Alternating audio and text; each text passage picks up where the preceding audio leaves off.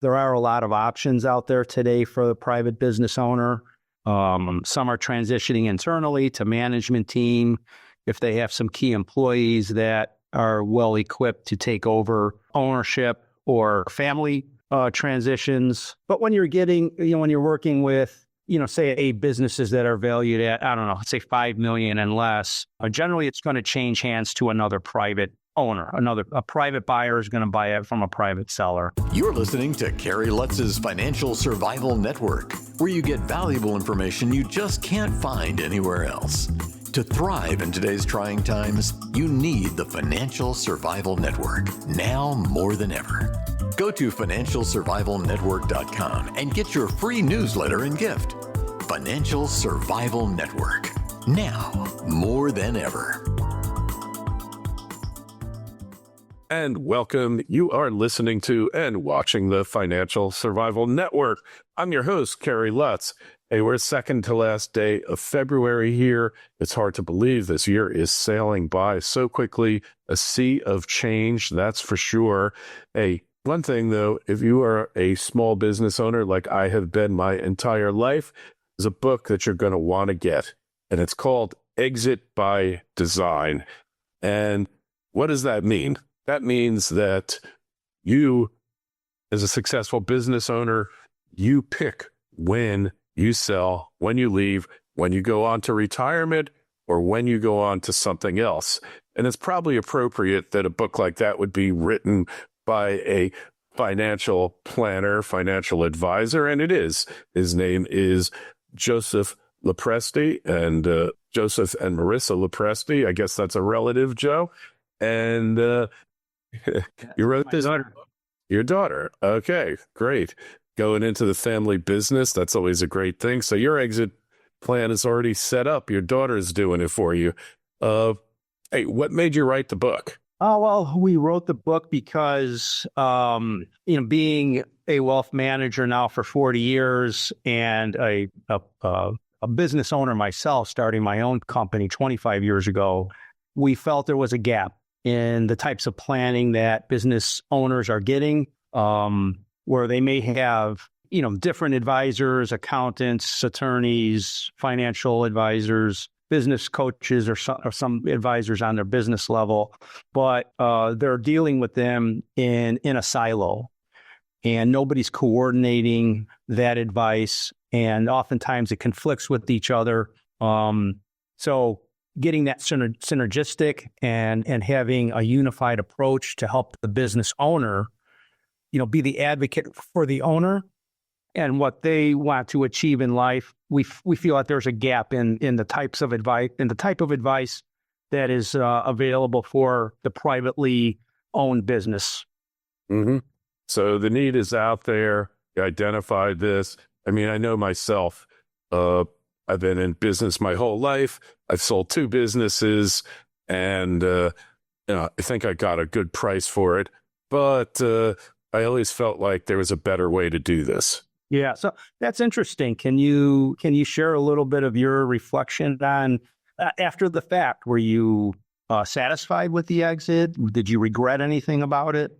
No, because I was ready to move on both times. But I felt that, look, the first time I was partners, the family member in a thriving legal printing concern industry that doesn't exist anymore. And I knew it was time to move on. I contacted our largest competitor, which had just been acquired by somebody else. They needed a few months to get their feet under the desk and, get control of the company before discussing it. But eventually, 9 months later, we closed the transaction. I couldn't have been happier with it. Got what then was probably top dollar. Second time, I was a partner in a law firm, and I just didn't really enjoy the practice anymore. I wanted to move on. So both times, I probably would have taken less just to get out, Well, good for you. That I find that to be pretty rare, where there isn't some regret, after the fact, which is why being proactive and designing the exit, right? The title of the book is Exit by Design, because people that aren't proactive end up exiting by default. And that's what something in that transaction they usually end up regretting, whether it's a different type of transaction, or maybe not finding the right buyer, maybe how their employees were, treated after the fact. They could have designed that better. Or it's about their own personal, they didn't plan their personal wealth management of how are they going to live the life that they want. And the tax drag on those transactions is often a big one too, where maybe they talk to another business owner who sold, and they told them about a strategy that their advisors put in place that saved them a lot in taxes. And they say, gee, I wish I would have known about that. Yeah. So it's a combined kind of approach from taxes, from getting top dollar. Normally, unless you're getting bought out by a larger company, you're probably going to take back paper. So how do you make sure that you actually get paid? How do you know that the person you're selling to isn't a scammer that's going to just take your money, right? All those things come into play. Yeah, seller financing is a big part of, many, many deals. So that's always, but, buyers are generally going to pay that note because the recourse is you get the company back if they don't pay the note. So there's a big risk there for the buyer. What's left of it? That is sure. What's left of it.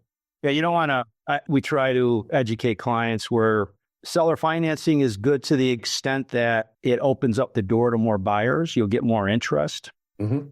Okay. And that is good for value because the more buyer, right? It's supply and demand. But you don't want to go too deep into seller financing, and you want to get the right terms to reduce that risk. Yeah. Well, so there is usually the one perfect buyer for your company, right? Yeah. I mean, it depends on the type of business. In this day and age, there's a lot of industry consolidators. There's strategic buyers. There's private equity, depending on the size of the business. So there are a lot of options out there today for the private business owner. Some are transitioning internally to management team if they have some key employees that are well equipped to take over ownership, or family transitions. But when you're when you're working with, say businesses that are valued at, I don't know, let's say 5 million and less, generally it's going to change hands to another private owner. A private buyer is going to buy it from a private seller. Right. So, what do you think the 3 biggest mistakes business owners make when they're thinking about selling? Yeah, I think one mistake is determining their personal plans ahead of time, knowing what your next act in life is going to be, having that thought out ahead of time. We help business owners create what we call a personal action plan that just maps out what their next chapter in life is. And, think about that if you can, a few years before you're exiting, and give it a lot of thought. You're not just going to, say I'm going to move to Arizona or Florida, or, if you're in a cold climate, you're going to go somewhere warm. And okay, well, that's not really your life. That's changing where you're living. But what are you going to do there? What are you going to be on the golf course 5 or 7 days a week? Or are you going to, what's your life really going to look like where you could still have meaning and purpose? Because, many of the owners we work with were the founding owners of the company. Then, they're baby boomers, let's say, and they've owned the company for 20, 30, 40 years sometimes. So it's like their baby. It's like their identity. And stepping away from that is really emotional and psychological. So that's a big thing. I think determining what we call your freedom point is another big one. And we define that as having enough money to be able to live the life that you want without being constrained by, financially. Of course, within reason, but, having that ideal life and knowing what you need from the business along with other assets you've accumulated through your life. What is that point? Where does it need to be? So we'll help a business owner develop what we call a lifetime cash flow plan, and we'll show them what they need from the business sale to be able to have that secure their freedom. Right. That's, I would say, a second big one, because many of them don't know. They just kind of do planning on a legal pad or something. And but there's a lot to consider there. All right. So the one piece of advice you give to anybody thinking of selling their business at this particular point in time? I would say know your, there's a couple of ways to put this. Know the readiness and attractiveness of your business to sell, to transition. Know what that looks like. Know what a buyer is going to look for, because oftentimes those metrics are much different than the way the owner measures their business. So some things like how dependent is the business on the owner. If you're going to step away from the business and a new owner is going to step in, if it's very dependent on you, it's not very valuable to them unless you plan on working for them. Mm-hmm. What's your competitive advantage? The better your competitive advantage is, the more valuable it would be to a buyer. A strategic buyer, for example, could take what you've built and be able to offer it to maybe a broader list of customers, or have an add-on feature they don't have that you have, that they could add another, service or product onto their current offer. Right. Things like that. Do you have recurring revenue streams? That's very valuable, as opposed to starting at zero every year. So that's what a buyer's going to look at, and your business is going to be valued based off of that. And if those measures are poor, then you're going to get a low value, right? A low multiple of whatever the earnings are in your company. But if they're high, you could get a much higher multiple. All right, Joe, it's been great speaking with you. Just tell us, where do we find you? How do we get your book? Yes, so the book, any of your listeners can download a e-version complimentary at exitbydesignbook.com. There's some information there. And you could find me at my company website, arlington-wealth.com. All right, links are in the show notes to this interview on financialsurvivalnetwork.com. Just click through. All we ask is when you go there, sign up for your free newsletter. And if you've got a question for Joe, myself, KL@kerrylutz.com is the place to send it to. Joe, always appreciate you coming on. Thanks so much. Yeah, my pleasure. Thanks for listening to Kerry Lutz's Financial Survival Network, your solution to today's trying times. For the latest, go to financialsurvivalnetwork.com. Financial Survival Network, now more than ever.